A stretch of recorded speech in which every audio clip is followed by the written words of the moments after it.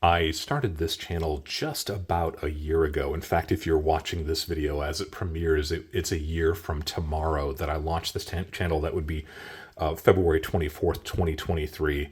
And I've talked about a lot of the reasons why I launched this channel recently, because we've hit so many milestone after milestone after milestone. And I'd like to reiterate that I had no idea that we were going to hit any milestones when I began this channel a year ago. I just thought I was putting out some informative and instructional videos that I was hoping some people would see. But we've already passed my wildest expectations. So this video, entitled My 1 Year Anniversary, a few of my favorite things, I want to welcome you and thank you so much for supporting me throughout this first year. If you are one of my returning subscribers, I cannot thank you guys enough for being with me here again today. It means everything that you guys keep on coming back for this content, and I genuinely do appreciate it. If you haven't yet subscribed, well, here's your opportunity to subscribe, become part of this community. I would love to have you be part of this. I think it's a lot of fun. My 1 year anniversary special. It's kind of strange to even be thinking about it. If you are new to the channel, I like to begin my videos with a couple of concepts that we can work back into it. Hopefully this video won't be too dry. I want this video to be kind of interesting. This is kind of a few of the things that I picked out that are representative of the things that I collect, the things that I stack, because I thought it would be interesting to share some of that on a little bit deeper level for this 1 year anniversary special. I like to begin each of my videos with a concept, and that concept, this one, is a really easy one to understand, and that is the concept of a bargain. I don't think of myself as a bargain hunter. I don't like to negotiate prices beyond kind of a reasonable thing. I guess it's my white Anglo-Saxon Protestant upbringing. We don't like to embarrass ourselves by negotiating price, and maybe that's a shame, because I have a favorite expression, and it's one that I kind of came up with probably 20 years ago, and that is the simple one: if it's not a deal, it's not a deal. Sometimes when you're looking at something, when you really, really want something, when you're looking at the shiny and you think, oh, I would love to have that be part of my stack, be part of my collection, we forget, and in that moment, sometimes we wind up paying too much for it. I talk about the other a lot on this channel. That is something that adds a little bit of extra spark, something that makes the pieces in your stack or your collection special. And one of the most important things, I think, when you're talking about the other is not overpaying for something. So it's not so much it's not a deal if it's not a deal. It's that if you are really after something that is fascinating and you wind up overpaying for it, sometimes that can be a pretty bad thing. Sometimes it can actually be okay, and I'm going to cover a couple of those scenarios later on in this video. So the definition is a bargain, something that you get at a great price, and hopefully that's a theme that you'll see throughout this video and the next video. This video, some of my favorite things in silver. The next video, the corresponding video, is going to be some of my favorite things in gold. Now, I want to preface this, as I already go off the rails on this video, that I have intentionally excluded many of the numismatic or coin collector pieces that are a few of my favorite things. And that's a little bit difficult for me because I'm constantly crossing over that bridge between coin collecting and precious metal stacking. So you're not really going to see any coins in this collection or this selection, these two videos.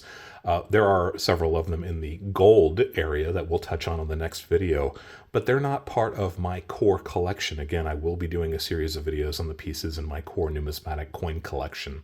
So I just wanted to give you a heads up. This is really just going to be more bullion oriented.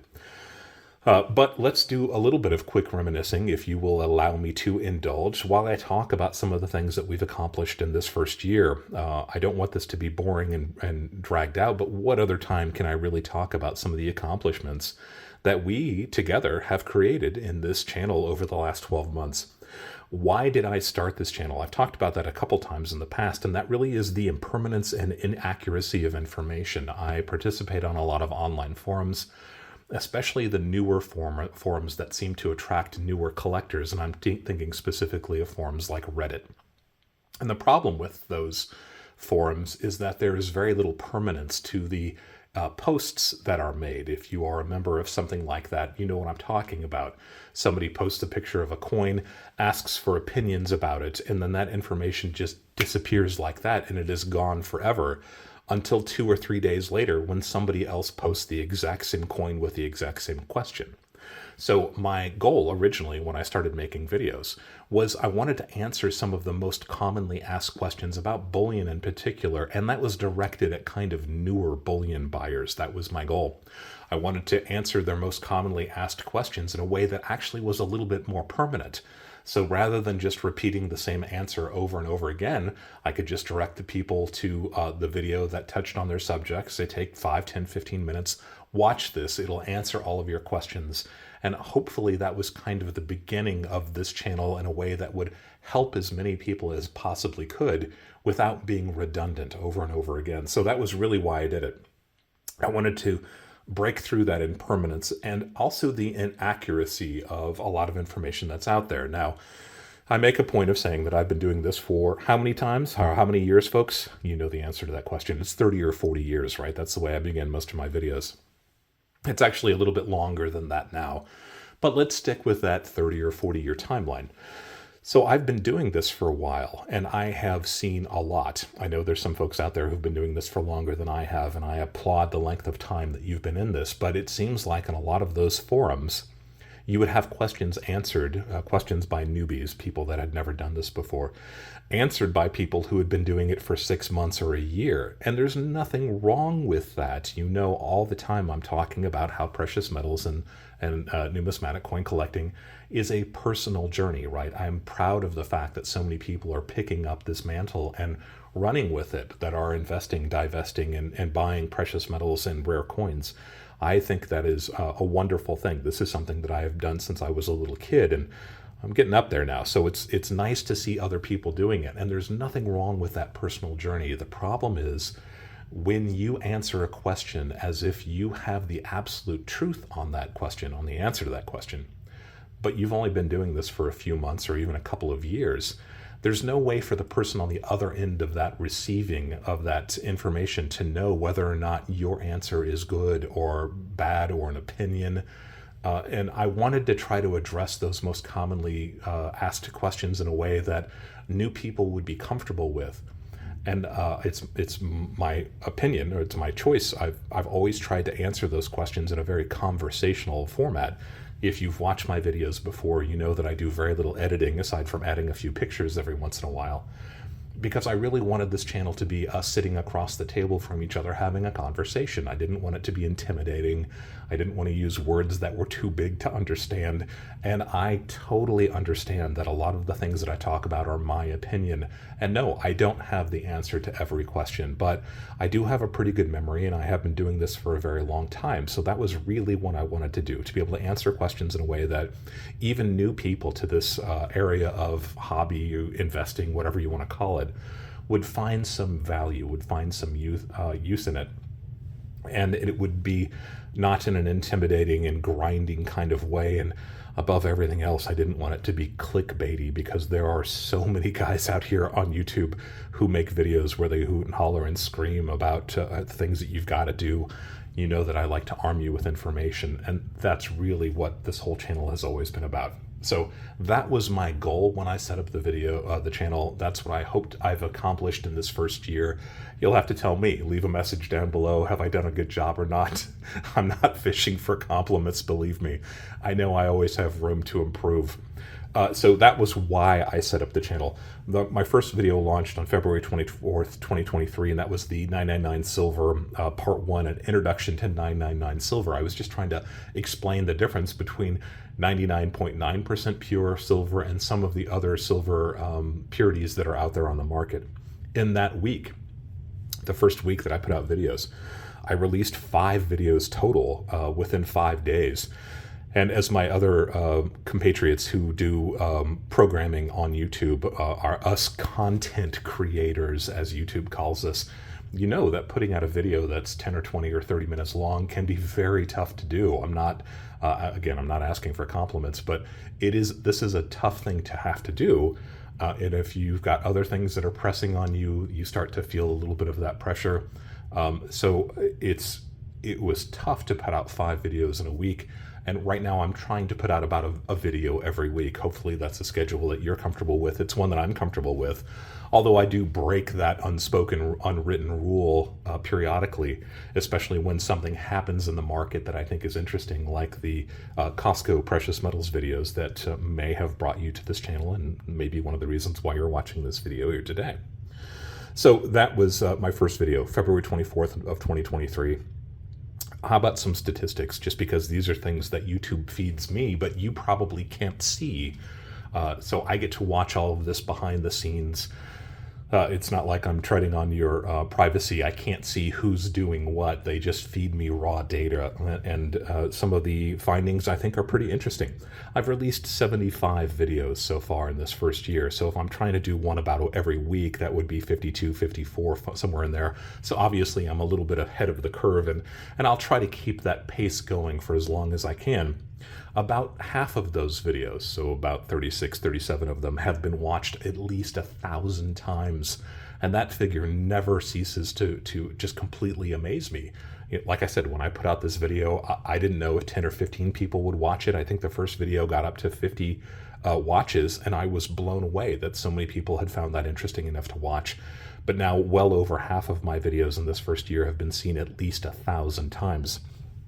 The top video is, not surprisingly, that Costco American Silver Eagle video that I released about 2 months ago. That video has been watched 60,000 times. And that was just the same type of video that I always produce. This was something that was interesting, that was happening in the market. I know there were a lot of people who weren't familiar with what the American Silver Eagle was. So I just produced a quick video to kind of explain some of the pluses and minuses, and it caught fire. And so far, 60,000 people have watched that video. Thank you, every single one of you who watched it. And so many of you have joined the channel because of it. I think that's a really wonderful thing. Thank you for that. I have somewhere around 170,000 watches so far in total. Now, it's difficult for me to pin this down because the time that it takes for me to film this, to shoot this video, and the time that you're watching it, that number will change dramatically because I'm getting 2,000, 3,000, 4,000 watches a day right now. 24 hours a day around the clock. People from all over the world are watching this channel, and you people in Australia, you people in Sweden, you people in the UK and Canada and Mexico, and everywhere else outside of the continental United States who are watching these videos. Thank you. I appreciate the fact that you're finding this information useful, every bit as much useful as the people who are watching it here in the United States. Thank you guys for that. It doesn't do a lot of good to count watches if people don't pay attention to the videos, or if they click on it for a few seconds or a minute or two, then click out of it. But one of the most amazing things that YouTube has told me is that so far we are up to somewhere around 22,000 watched hours of my content, with only 75 videos out here in less than a year since this statistic started taking hold. 22,000 hours represents something on the order of 3 years worth of watch time, 24 hours a day, 7 days a week, for 3 full years. Over 22,000 hours of watch time. That just completely blows me away. Thank you, everybody who sat down to watch one of these videos. And on that note, almost all of my videos have 100% upvotes. Now, I take the comments that you guys leave for me pretty seriously, and I see if there's any information that I could add to the next video. If you are critical of something that I've said or done, I honestly take that to heart and I try to correct it if I agree with you. Not all the time am I going to agree with you, especially when you criticize my work, but I do take it with an open mind, and I do take it as a lesson to be learned. So it's fascinating to me that almost all of my videos are 100% upvotes. Some of those videos in the thousands of upvotes or likes or whatever you want to call them. My least liked video is not surprising, and that's the video that I put out, part two, one of a part 2 series about why I don't like gold bars. And I know that stepped on some people's toes, and I knew it was going to when I put it out, but I get asked that question so often, I felt like I had an obligation to at least explain my position. So the first video in that series, called No Gold Bars Volume 1, is a 95.5% liked video. So 4.5% of you didn't like that video. Everybody else who liked who chose one of those up or down thumbs seemed to have liked it. So again, thank you guys for all of the feedback, for all of the likes, for all of the subscriptions, and we're well over 2,700 subscribers at this point. Mind-boggling, and I'm so appreciative. So that kind of wraps up a little brief reminiscence while we're talking about everything that this channel has seen happen in the last year. About 75 videos, somewhere on the order of 170,000 watches. 2,700 of you have subscribed to the channel, and we're at 22,500, somewhere in that region, of hours of watched time. Fascinating, and thank you again so much. So a few of my favorite things. I thought it would be interesting if we did a couple of videos. This is going to be a few of my favorite things in gold, silver. We'll do a video follow-up to this one that is a few of my favorite things in gold. Again, not so much on the numismatic side, because my favorite coins are really part of my core coin collection, and I will be talking about those in a separate series of videos coming up sometime in the near future. But I wanted to just kind of give you some of my favorite things. Now, these aren't necessarily my very favorite things. These are just some pieces that I thought were interesting that I really wanted to share with you. Some of them we've talked about before, but we haven't gone into great depth. So that's really what this video is going to be about. My favorite silver things. Number 1, or number 5, because we're going to count down to number 1, is this necklace. And if this necklace looks familiar, you may have seen it in some of the other videos that I did earlier about sterling silver. We're going to be talking about jewelry in the future. In fact, there's an entire series coming out very shortly where I will be talking about how to spot things that are made out of silver at garage sales, estate sales, resale shops, that kind of thing. But this is one of the pieces that I thought was really interesting. This is a piece by Margot de Tasco. This is a Mexican piece, mid-century Mexican piece from about the 1950s.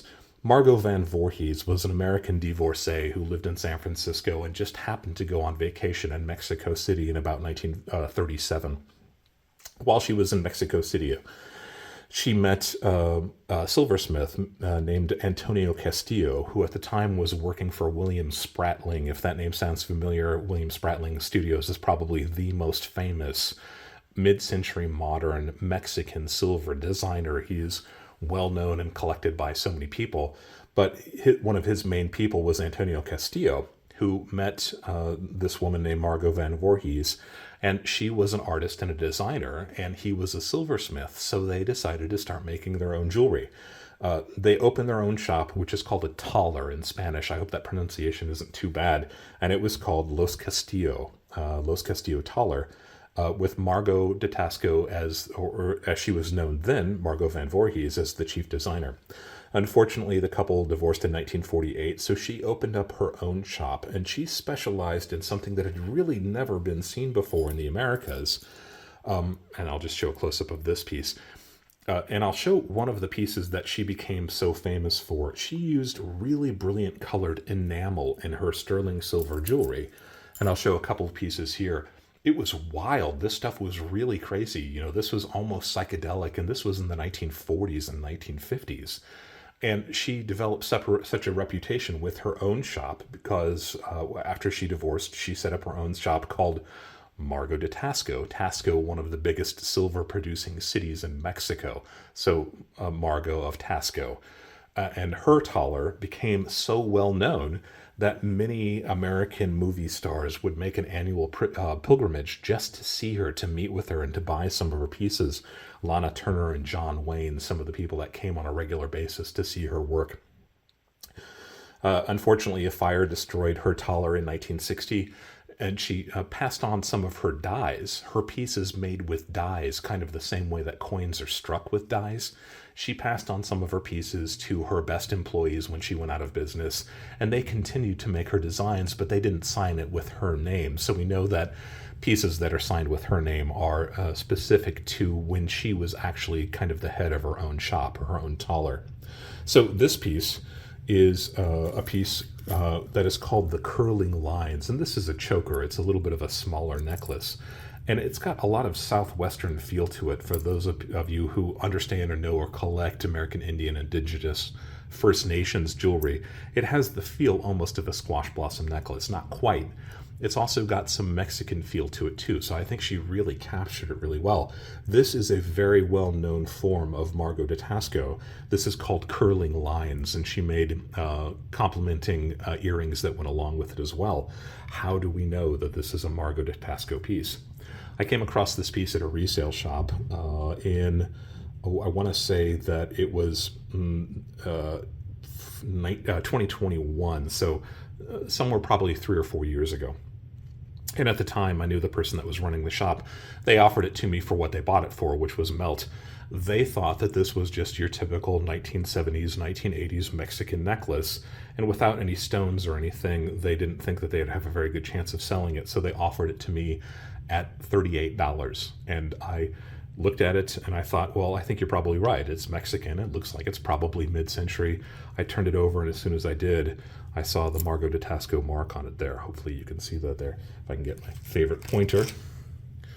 There we go, right there. Margot de Tasco. This is the Mexican indication of the purity, and that's the model number. So as soon as I saw her name, I recognized that this was a very good piece, and I went ahead and picked it up, and I paid the whole $38 and ran out of the store with it. So this is a fantastic piece, and you may be asking yourself, oh, did I tighten the knot? No, that's the nature of a choker like this. It comes out, comes undone pretty easily. How much is it worth, right? That's the question that you're probably asking yourself. Did I make any money on the $38? This is one of my favorite things. And one of the reasons why it's one of my favorite things is because it was a bargain. Remember, we talked about that at the beginning of the video. This is one of those exciting times. I wasn't trying to burn the person that sold it to me. They decided that they didn't want it. They didn't really have a way to get rid of it. They sold it to me for melt. So how much is it worth? I'll give you an example of what one of these is selling for right now on eBay. Now, again, you can ask anything you want to on eBay. It doesn't necessarily mean you're going to get it, but at least you have the right idea, right? Margot de Tasco pieces can be quite valuable. Her enameled pieces, generally speaking, will sell for more than a piece like this. But the fact that this is as original as it can be, and of course, I've left it without cleaning it. I wouldn't dream of cleaning it. We will talk about that a little bit later. This is a really original piece that looks to have gotten very, very little wear. So yeah, it's worth probably pretty close to what you're seeing in this eBay listing. This is something that I pulled off the internet just a couple days ago. A Margot de Tasco necklace. Her story about perseverance, the fact that she overcame the San Francisco earthquake when she was a child. I believe one of her parents was murdered. She went on to form her own business in the 1940s, 1950s, when women really didn't have that much of an opportunity to do something like this. She persevered. She became one of the leaders in her industry and her craft, so much so that movie stars would come and see her on a regular basis to talk with her and buy her pieces. So her story makes this interesting, makes it one of my favorite things. The fact that I got it at such a great bargain makes it one of my favorite things. Getting it for melt, I mean, come on, you would have bought this, right? You would have forked over the $38 for it. I know you would have. Margot de Tasco necklace, one of my favorite things. So that's number 5 as we work our way back to number 1 on this list. Number 4 on this list is something that you may have seen in an image before, and this will be a little bit tricky to do because I can't really move these silver bars you see here before you, and that's this piece. Let's see if I can get it into frame. You're probably wondering what the heck this is. This is a beer tankard. I started home brewing way back in the late 1980s, early 1990s when it became kind of a fad. And I love the concept. I love the idea that this was something that our founding fathers would have done. So Jefferson and Washington, both brewers, or else they made whiskey. This was a common thing for our founding fathers to have done. And I figured that the beer that we had at the stores locally was kind of gross, so I'd give it a hand and see if I could actually brew my own beer. And it turned out pretty good. I was pretty proud of it. And then a few years later, I liked the idea of combining the concept of beer brewing with some of the things that I hold most dear in life, which is coin collecting and precious metal stacking. And about that time, I started realizing that there were beautiful beer mugs that were made by silversmiths all over the world. And that would be a fun thing to collect, right? That's an interesting thing to add to a silver stack.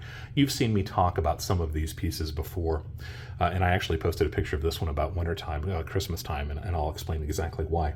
This beer mug is made by a man named John Carter, and we know that because we have hallmarks right there on the inside of the lid that tell us so much information about this. And I will be going into kind of how to decipher hallmarks at some point in the very near future.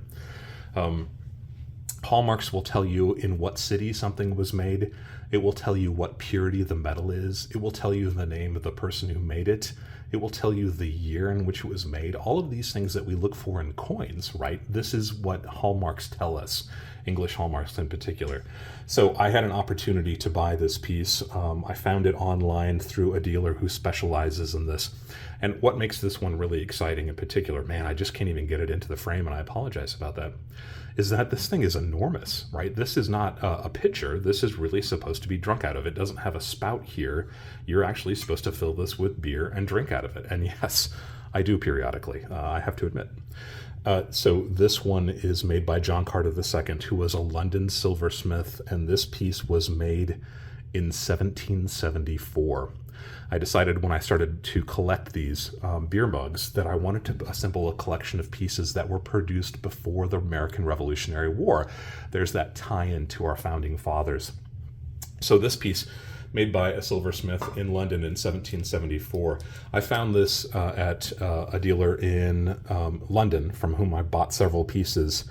And the interesting thing about this is that it weighs, well, we'll take a quick measurement, see if I can squeeze this scale in here. Hopefully you can see this okay. I'm gonna have to put this at a little bit of an angle so we can get it right. How much does it weigh? Let's look at it. You can see that it says ounces Troy. You ready for this? Yeah, that says 43¼ ounces. This thing weighs 43 troy ounces of silver. Imagine, if you will, 2 rolls of silver eagles or 2 rolls of Canadian maples. That's about how much this weighs. So this is a massive piece of silver. And the interesting thing about it is that style of mug that you're looking at here, we call this a coopered style. You can see these lines going around this. It's very similar to a barrel. In fact, that's kind of what it was supposed to be emulating. It was supposed to look like a beer barrel. Now compare that to the more classic silver mug of this period of time. It looked like this fluted, goblet-y looking mug. So you can see that that design with the circular striations around it was really designed to look more like a barrel of beer. And this was, I think, a very cutting-edge design. It looks really modern. Remember, this was made in 1774. And this design became incredibly popular, this coopered or barrel style mug. It became very popular, and you can find examples of it out there. In fact, there are quite a few examples of it out there. So you usually had kind of a delineation between that more floral, rounded, balustered looking mug and this modern style. But you don't really start seeing this modern style until about the Regency period. So somewhere, maybe 1810, 1815, somewhere like that. This piece came out in 1774. It was so far ahead of its time, and it was so ultra-modern looking. I think it still looks very ultra-modern to this day. And that's why it's one of my favorite things. It is not my absolute favorite beer mug. I do have one that I like just a little bit more, and maybe we'll talk about that one in the future, but one of my favorite things. I did pay full retail for this. I bargained down a little bit, and I'd like to think that it's probably worth significantly more than I paid for it, but just to give you an idea, I paid about £2,000, so that was 3 or 4 years ago, maybe 4 years ago, something like that. Number 5 on our trip, 4 on our trip from number 5 to number 1 on a few of my favorite silver things. The next one is the Lydian hoard, and if you take out these 2 pieces here that we'll talk about in just a minute, this is the majority of the Lydian hoard. You're asking why there's a Morgan dollar there. I think it's really hard to get scales sometimes. You understand just how much silver is involved in the Lydian hoard. If you've watched the channel before, you know all about the Lydian hoard, and yes, I do beat that dead horse a lot, but this is a few of my favorite things, right? So that's why I wanted to talk about In early 2023, I had the opportunity to acquire a few vintage silver bars. 3 of them came into a local shop. These are bars that were poured in the 1970s, and the heir to the estate from which those bars came in continued to bring in bar after bar after bar until I finally met with the owner of the estate, and I purchased the rest of the bars in this estate. And there were about 42, so over 3.5 dozen 10-ounce and 5-ounce class silver bars, somewhere on the order of 400 ounces of silver in total. And I acquired the entire hoard, and that's what you're looking at here, with the exception of that Morgan dollar for scale. So each one of these rows is 5 ingots. There are 1, 2, 3, 4, 5, 6. So there's 30 bars here. You've got some several bars on top. I excluded the 5-ounce bars. We've talked about those a lot recently. We'll talk about them a little bit more in the future, I'm sure. But this is definitely one of my favorite things. My favorite local dealer worked with me to really put this program together. It required a lot of moving parts. I'm so thrilled that I've been able to own this, to be a custodian of this collection, to really study it, sink my teeth into vintage 1970s silver bars from some of the most collected refiners that are out there for people who collect these types of bars. It has been incredibly rewarding, and it will continue to be, I think. This is really one of my favorite things when it comes to silver bullion, and that's why you're looking at it here. I'm not going to belabor this one anymore. 400 ounces total, somewhere in that area, about 7 makers total, and you can see them closely here and kind of gauge who that is. So number 3 on that list. Number 4 on the list, we've talked about this one before also, and that's this bar here. What you're looking at here is called a 24 Lang bar, L-A-N-G. Lang is a unit of measurement that was used in the country of Annam. That became the country of Vietnam. So this was used on the border between Vietnam and China. And it was often used, bars like this were often used in the opium trade. So this dates to about the 1850s, 1870s, somewhere in there. These bars were actually made of Spanish and Mexican Republic 8 reales. This is one of the reasons why people in this part of the world loved Mexican and Spanish silver so much. It was such a great purity. They would use the coins, but sometimes they would melt them down into these bars. This is a 24 Lang bar. It's a very unusual style. It's a very unusual weight. And I was very fortunate. This would go back to 2020. So it's been about 4 years now. And one of my favorite auction companies, and you've heard me talk about them many times before, is Heritage Auctions, had a collection from a man who wrote the book on interesting and exotic coins. This man is named Charles Opitz, and this is his book, The Ethnographic Study of Traditional Money. If that sounds academic, believe me, it is. But he passed away, and his estate was selling his collection that he had gotten from all over the world of all sorts of interesting types of money, including these bars, these Lang bars. So Heritage auctioned this piece off in 2019. And the interesting thing about it, and I've touched on this before, this bar is about 1 kilo. You can see it says 921 on it. That old wax mark probably stands for the number of grams this bar weighs. 1,000 grams would be 1 kilo, so 921 is pretty close to 1 kilogram. So you can get an idea of how big this bar is. When I saw this piece listed, it was listed with a whole bunch of other pieces that were a little bit more glamorous. They had more interesting marks on it, or they were a little bit newer, so they were a little bit shinier. But something drew me to this one. And the interesting thing is, at the time, Heritage didn't give scale. So it was difficult to go from bar to bar in their collection, and there were probably many dozen, if not a couple hundred pieces in this collection that were all very similar style, but they were all much, much smaller. This piece is so much bigger than the rest of them, but without any kind of scale. You had to read the description of the auction to understand just how big this piece was. And since it wasn't as flashy and as glamorous as some of the other pieces that were offered in that auction, it didn't go for very much. In fact, by the time the dust settled on this piece, I paid $400 for it. That's for 1 kilogram of pure silver dating back to the 1850s. How do I know, right? How do I know that this is really what it's supposed to be? I've tested this, right? I've put it on the Sigma. I know for a fact how much it weighs. But more importantly, this is Charles Opitz's own collection in that book. And this is the exact piece that you're looking at here at the top. These two images are this 20 Lang bar, 24 Lang bar. So I know that this is one of Charles Opitz's original pieces. We would call that a plate coin in the coin field. And it just adds a little bit of cachet to know that this 175-year-old bar of almost pure silver was part of the opium trade between Vietnam and China. And we know this was part of Charles Opitz's own collection.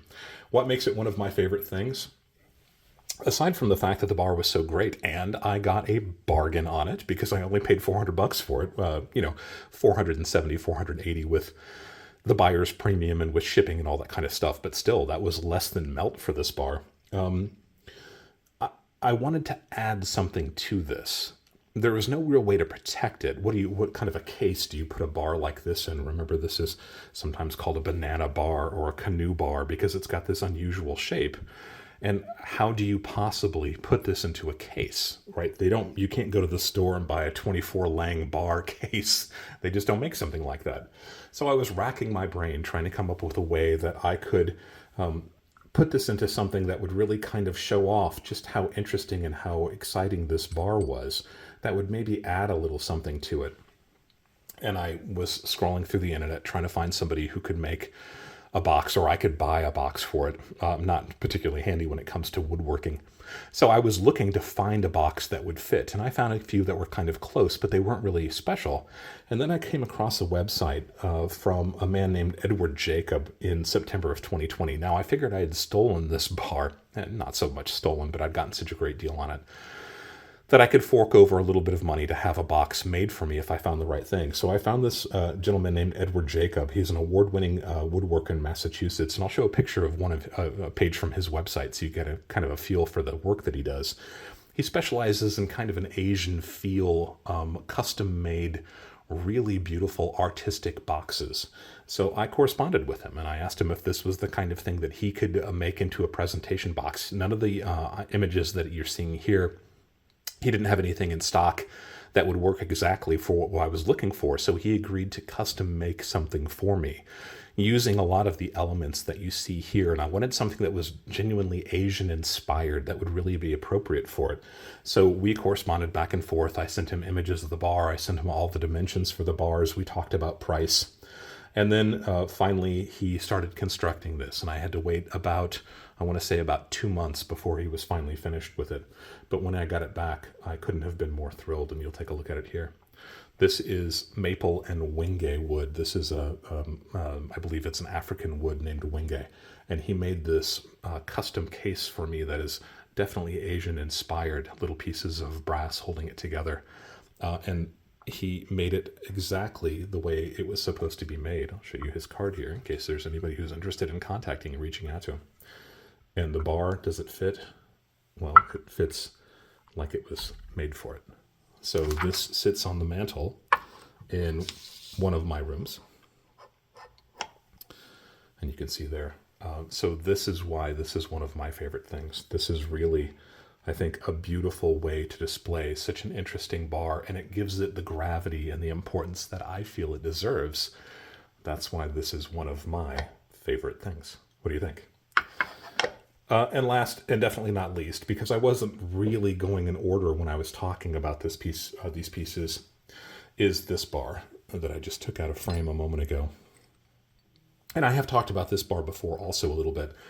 This bar was the star of my 50 troy ounce bar video that I released probably about 8 months ago.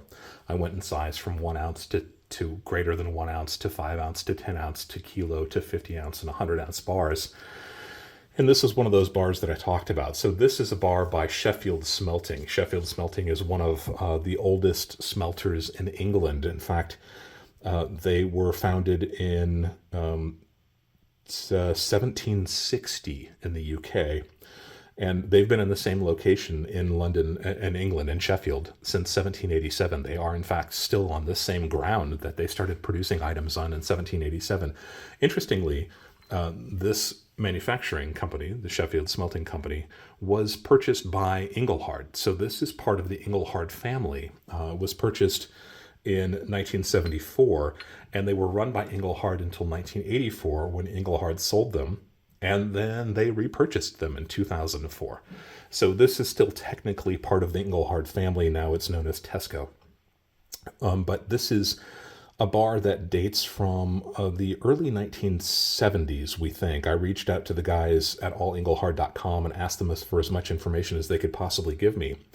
And it's my understanding that they are eventually going to put Sheffield smelting bars into their system because of the relationship with Engelhard. But this one, probably in the 1970s, mid-1970s, early 1970s, somewhere in there.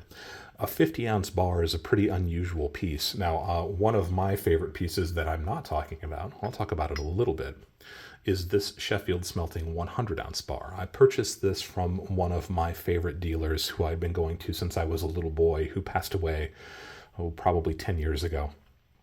And this was part of his personal stash. He sold it to me because he knew I liked older bars, and I was looking for a 100-ounce bar. This is a Sheffield Smelting 100-ounce bar.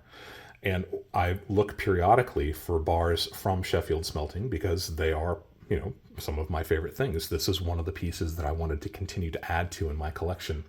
And I came across this 50-ounce bar. This would have happened sometime in probably 4 years ago, 5 years ago. And I'd never seen one of these before. And unfortunately, this piece had sold on eBay. So I reached out to the seller and asked him if he had any more of them. And he had actually sold another one. So I know there's at least one more out there, but these are the only two 50-ounce bars by Sheffield that I have ever seen.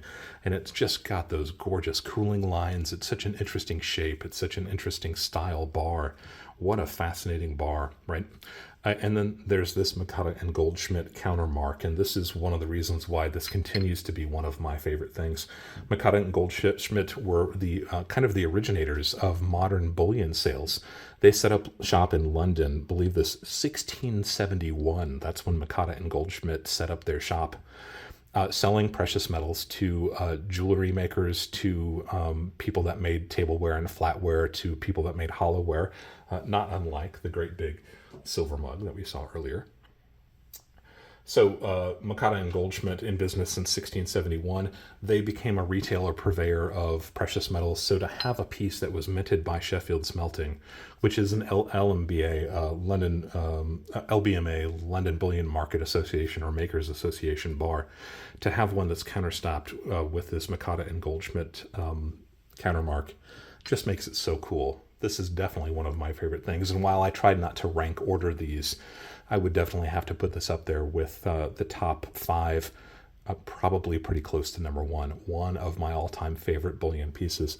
Hey, look at that. You're looking at somewhere in the order of 500 ounces of silver right there. I tell you what, let's go ahead and keep on adding to it.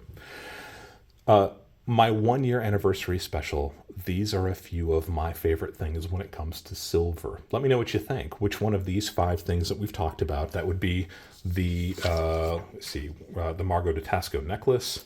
That would be the John Carter beer mug that I just showed a moment ago. It would be the Lydian hoard of these 10-ounce and 5-ounce class bars.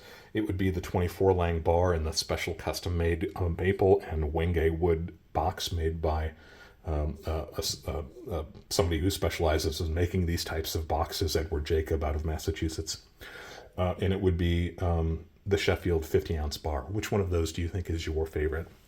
I want to thank you for being with me on this journey. I want to thank you for being with me for a full year. It's been amazing. I can't believe how quickly it's gone. Fantastic videos in the works coming up very soon. We will keep on marching forward. If you enjoyed this video, I hope that you will stick around for volume 2 of this video. That will be a few of my favorite things in gold coming up next. And as always, thank you for allowing me to be a part of your journey as you go deeper into the world of coins and physical precious metals.